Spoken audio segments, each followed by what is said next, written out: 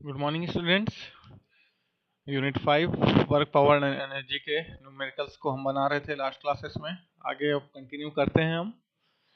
Next question is in front of you is the power of engine is 100 HP, efficiency of the engine is 82%, find the frictional power. Frictional power निकालिए जबकि engine का power 100 HP है और efficiency 82% है तब के case में। तो इफिशियंसी का निकालने का फार्मूला हमें पता है कि ये होता है BP by IP, brake power by indicated power. Brake power निकालना होगा तो mechanical efficiency into indicated power करेंगे। ओके, तो इफिशिएंसी हमें दी हुई है 0.82 और पावर भी दिया हुआ है हमें 100 HP। इन दोनों का इनटू किया हमने तो हमें मिल गया 82 HP ब्रेक पावर मिल गया। ओके, तो फ्रिक्शनल पावर निकालने का फार्मूला होता है IP minus BP, indicated power minus brake power. तो इंडिकेटेड पावर 100 है, ब्रेक पावर 82 है, तो फ्रिक्शनल पावर कितना हमें यहाँ पे कंज्यूम हो रहा है? यहाँ 18 HP फ्रिक्शनल पावर कंज्यूम हो रहा है। ओके, अब आते हैं नेक्स्ट क्वेश्चन की तरफ। A stone is falling from 20 meter height whose weight is 100 Newton. Find kinetic energy and potential energy at ground. ठीक है, तो एक पत्थर है जो कि फॉल हो रहा है, एक स्टोन है जो कि फॉल हो रहा है 20 मीटर के हाइट से, जिसका वेट है 100 न्यूटन और इसका kinetic energy and potential energy ground पे पहुंचने पर कितना होगा ये पता लगाना है। ओके, तो given weight is 100 newton and height is 20 metre. Potential energy का फॉर्मूला है mgh और ग्राउंड पे h कितना होता है? 0 होता है। हाइट कितनी होती है? 0 होती है। तो मास हो गया 100, g हो गया 9.81 और h हो गया 0। तो 0 से इंटू होगा तो इस सारा टर्म्स का वैल्यू आ जाएगा 0। तो पोटेंशियल एनर्जी हो गया 0। काइनेटिक एनर्जी देख लेते हैं। काइनेटिक एनर्जी निकालने का formula half M V square भी होता है, या अंडर रूट 2gh भी आप कर सकते हैं। जब वेलोसिटी ना दिया हुआ हो तो आप हाइट के बेसिस में इस फॉर्मूले से निकालेंगे। तो अंडर रूट 2 इंटू 9.81 इंटू 20, तो ये हो गया 19.8 मीटर पर सेकेंड। ओके, तो ये निकल गया आपका। सॉरी, यहाँ कुछ बताने में मुझसे प्रॉब्लम हुआ। वेलोसिटी निकालने का फॉर्मूला है ये। तो वेलोसिटी निकालने के लिए आप अगर कहीं पे हाइट दिया होगा तो उससे वेलोसिटी आप निकाल सकते हैं अंडर रूट 2gh करके। तो 2g h की वैल्यू डालिए 20 तो आपको मिल जाएगा वेलोसिटी 19.8 मीटर पर सेकेंड। ओके, तो काइनेटिक एनर्जी निकालने का फॉर्मूला वही है, हाफ एम वी स्क्वायर ही है। ओके, हाफ इंटू एम, मास निकालना है तो यहाँ वेट दिया 100 न्यूटन, तो वेट इज इक्वल टू होता है mg, तो मास इज इक्वल टू हो जाएगा w by G, weight upon gravity. तो वेट हो गया 1000 और ग्रेविटी हो गया 9.81 और इंटू वी का वैल्यू आया 19.8, तो वी स्क्वायर, क्योंकि half M V square formula है, तो उस हिसाब से काइनेटिक एनर्जी आपका आ गया 1998.2 न्यूटन मीटर। अब देखते हैं नेक्स्ट क्वेश्चन। 1000 किलो न्यूटन भार की किसी ट्रेन को प्लेन ट्रैक पर 45 किलोमीटर पर आवर की स्पीड से खींच रहे हैं। फ्रिक्शन के कारण रेजिस्टेंस ट्रेन के वेट के 1% के बराबर है। Find the horse power of engine. Means एक ट्रेन है जिसका वेट कितना है? 1000 किलो न्यूटन है और इसका स्पीड कितना है? तो इसका स्पीड है 45 किलोमीटर पर आवर। इसके अलावा फ्रिक्शन के कारण रेजिस्टेंस जो हो रहा है वो ट्रेन के वेट के 1% के बराबर हो रहा है। तो फ्रिक्शनल रेजिस्टेंस ट्रेन का वेट है 1000 किलो न्यूटन इंटू 1% का फ्रिक्शनल रेजिस्टेंस का लॉस हो रहा है, तो 1% मतलब 1/100 होता है। ठीक है, परसेंट का मतलब होता है डिवाइडेड बाई 100, तो डिवाइडेड बाई 100 कर दिया तो फ्रिक्शनल रेजिस्टेंस कितना मिल गया? 10 किलो न्यूटन। तो वर्क डन हम निकाल लेते हैं, फोर्स इंटू डिस्टेंस करके निकलेगा ये। तो फोर्स हमारा कितना है? फोर्स, फ्रिक्शनल फोर्स आ गया 10 और डिस्टेंस जो निकालना है, अब तो डिस्टेंस निकालना है तो ये 45 किलोमीटर पर आवर को मीटर पर सेकंड में बदलिए, तो 45 किलोमीटर जो है वो 1000 में चेंज हो गया और पर आवर जो है वो सेकंड बदला तो 3000 सेकंड हो गया। तो W इजिकल टू हो गया 125 किलो न्यूटन मीटर पर सेकंड या किलो जूल पर सेकंड या किलो वॉट, या फिर अगर सिर्फ वॉट में देखें तो 125 इंटू 10⁻³ वॉट।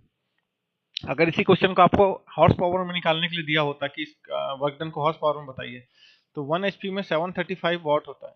तो 735 से इसको डिवाइड कर देंगे वॉट को, तो हमको पता चल जाएगा कि HP में इसकी वैल्यू आ रही है 170.1 HP। ओके, उसके बाद देखते हैं नेक्स्ट क्वेश्चन। एक ट्रेन है 400 टन की और ये एक प्लेन ट्रैक पर विराम अवस्था से, मतलब इनिशियल कंडीशन से, जीरो के स्पीड से चल के 5 मिनट में 45 किलोमीटर पर आवर की स्पीड को गेन कर ले रही है, पा ले रही है।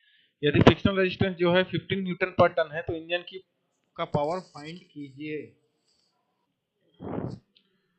तो मास जो है इस ट्रेन का वो है 400 टन। तो एक टन में 1000 kg होता है, 1000 kg। तो 400 टन में को 1000 से इंटू किया तो 4 इंटू 10⁵ kg अपने को टोटल मिल गया। Speed 45 kilometre per hour question में दिया हुआ, इसको मीटर पर सेकंड में कन्वर्ट कर लिए 1000 के इंटू करके डिवाइडेड बाई 3600 करके। ओके, फ्रिक्शनल फोर्स देख लेते हैं। तो 15 न्यूटन पर टन, एक टन में 50 न्यूटन का फ्रिक्शनल रेजिस्टेंस है। टोटल वेट है ट्रेन का 400 टन, और ton ton cancel, 400 into 500, total हो गया 20,000 न्यूटन या 20 किलो न्यूटन। ठीक है, ये चीजें निकल गई। अब देखिए न्यूटन का फर्स्ट लॉ ऑफ मोशन का इक्वेशन है v equal to U plus A T. Okay, तो वेलोसिटी कितनी हो रही है इसकी, 12.5 मीटर पर सेकंड हो रही है फाइनल वेलोसिटी।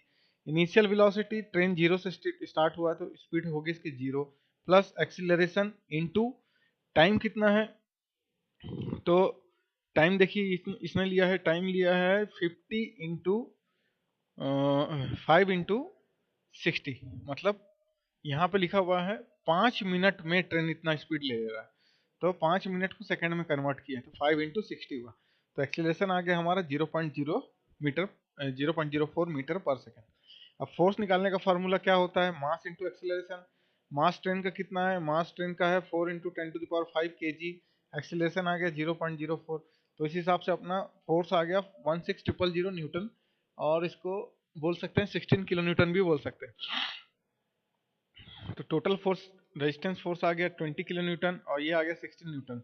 टोटल फोर्स हो गया हमारा 36 किलो न्यूटन। वर्क डन निकालना है हमें, टोटल फोर्स इंटू डिस्टेंस, तो डिस्प्लेसमेंट, तो 36 हो गया टोटल फोर्स, और डिस्प्लेसमेंट हमारा आया है, डिस्प्लेसमेंट हमारा आया है ये 12.5 मीटर पर सेकंड, इसको ले लिए 12.5, तो ये हो गया 450 किलो न्यूटन मीटर पर सेकंड या 450 किलोवाट।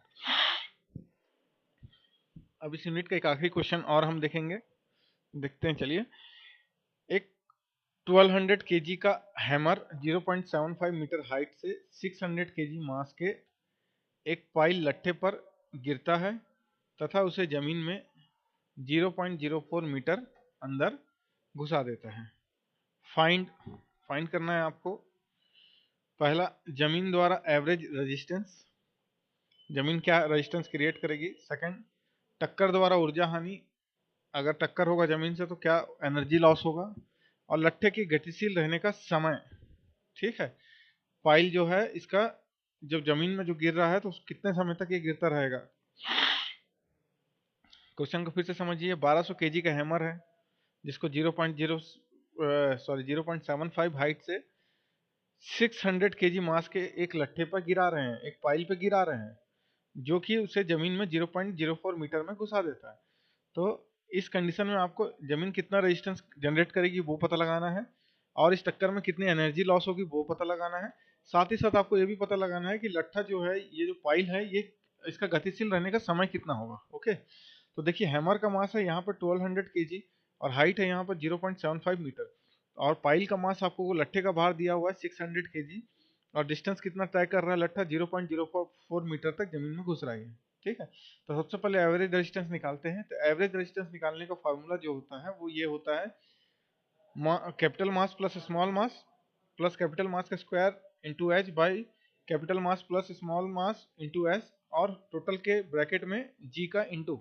ओके, तो बड़ा मास जो है वो कैपिटल एम है, तो 1200 बड़ा मास है, 600 स्मॉल मास है, 1200 का स्क्वायर इंटू 1200 का square into 0.75 divided by 1200 plus 600 into 0.04, और जी का वैल्यू 9.81। इस हिसाब से आपको रेजिस्टेंस टोटल मिलेगा 164640 न्यूटन। ओके, फिर next energy loss due to collision. तो energy loss due to collision का फॉर्मूला होता है इस capital mass into small mass into H into G divided by big mass plus small mass. ठीक है, capital M मतलब ये कैपिटल मास या बिग मास बोलेंगे, स्मॉल एम मतलब स्मॉल मास। तो ये हो गया 1200 इंटू 600 इंटू एच का वैल्यू हो गया 0.75, जी का वैल्यू हो गया 9.81 divided by M into M, तो capital M 1200 plus small M 600, तो ये टोटल वैल्यू हो गई 2940 जूल हो गई। ओके, नेक्स्ट क्वेश्चन है टाइम निकालना है लट्ठे का गतिशील रहने का समय। इसको निकालने का फॉर्मूला है डिस्टेंस कितना तय कर रहा है, S into big mass plus small mass divided by big mass under root bracket 2/GH। तो रख देते हैं वैल्यू, एस का value 0.04, small capital M 1200 plus small m 600 divided by 1200 capital mass into √2 divided by 9.8 into 0.75। तो आपको time मिल गया 0.0312 second. तो इस तरह से हम हमारा आखिरी न्यूमेरिकल भी खत्म होता है। ये फार्मूला बेस्ड न्यूमेरिकल है, इसीलिए मैंने कराया इसको। और भी न्यूमेरिकल्स होंगे जिनको आपको करना है आपके क्यूबिस में, क्वेश्चंस में, और जो भी डाउट होगा उसके लिए आप मुझे फ़ोन करेंगे, या फिर आप देखिए जो पुराने क्वेश्चंस हैं इनसे भी आप कुछ ओवरकम निकाल के अपने आगे के क्वेश्चंस को सॉल्व कर सकते हैं। सो स्टूडेंट्स, ये यूनिट भी हमारा ख़त्म होता है और नेक्स्ट क्लासेस से हम नए यूनिट को स्टार्ट करेंगे। आज के क्लास में हम इतना ही पढ़ेंगे। Thank you so much for watching this video.